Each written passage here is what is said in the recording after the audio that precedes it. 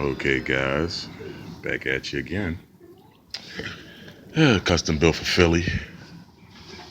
Custom built for play. Sorry about that. Custom built for Philly was my old page. Custom built for play, go mode, and we bringing you the shredder.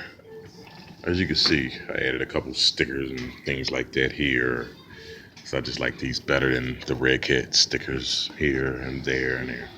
And also, what I did too, it would be shinier, but what I did, here's a little experiment. I was just testing this out. I think I'm not done with this yet either. I think I could put another coat on here of this it's some kind of paint seal. Whereas though it washes the water off. The water and everything runs right off. So I don't have to worry about wiping anything off. Just water runs right off the back there. Because I'm going to eventually make a few holes here, and I don't want any water running down and into the back of this area here, into the back of here so much.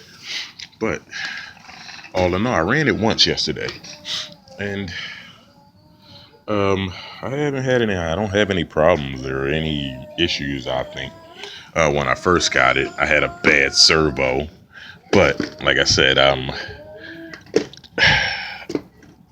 it was a real cheap fix because I already had that servo on the side, 20 kV, which I think the ones that comes in here, 20 kg, which I think the ones that comes in here is 15 or something like that. But yeah, see, I will have to do my little modifications and all, but these battery straps are great. Only issue I have is this one back here, whereas though when you kind of tighten it, depending on your battery, to wrap it through here, then go down in here somewhere. So that's an issue. The only issue that I've seen, but it's like I said, a small fix. You just adjust them, pull them tighter or whatever, and then you're good to go. So here we are here with this servo.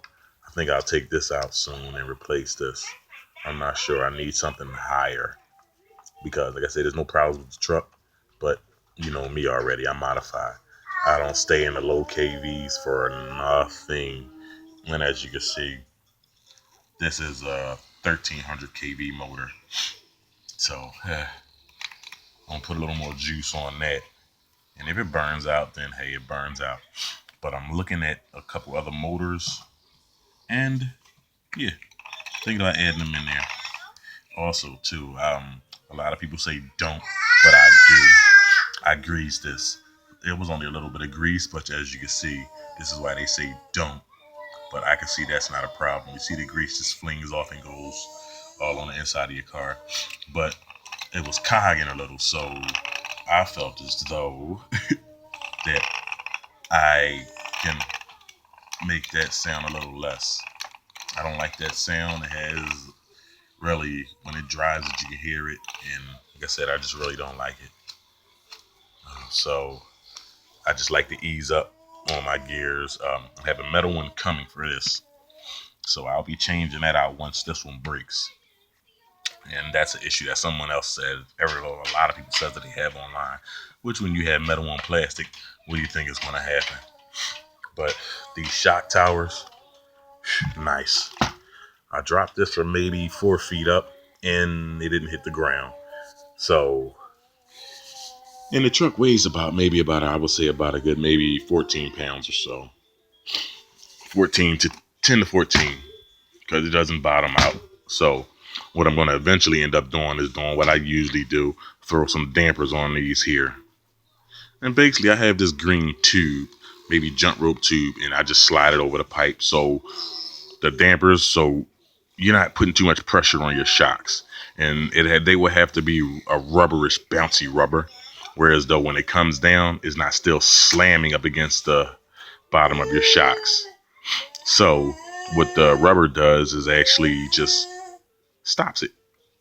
It bends a little because it's always wide. I always keep it wider than the shaft on the shocks because I want that bend still. That's more absorption from whatever's going to happen here to the back of the shocks. The front seems to be okay. Another thing I was looking at, these wheels, yeah, you don't get too much grip. I ran it on dirt and it chewed the dirt up. So that was pretty much okay. But on the street and smooth surfaces, you're getting what you asked for. I heard on one site they called this a truggy or a buggy, but yeah, I consider it a tank because this thing is kind of huge. And once it moves, it takes a minute for it to stop. So yeah, it's really, it was worth the money. Plus, I got it on sale.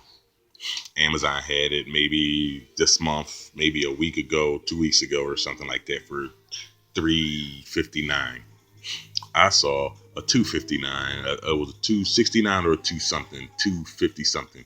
All together with taxes added up became a 300. So heck, and like I said, with the minor servo problem, I had a servo already in the tuck for spares for any situation.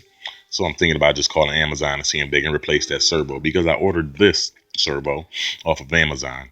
So yeah, I mean, it's proof that I did order it. So I just need them to see if they're gonna back me on it. They're pretty good, but I want to see if they'll back me on another one.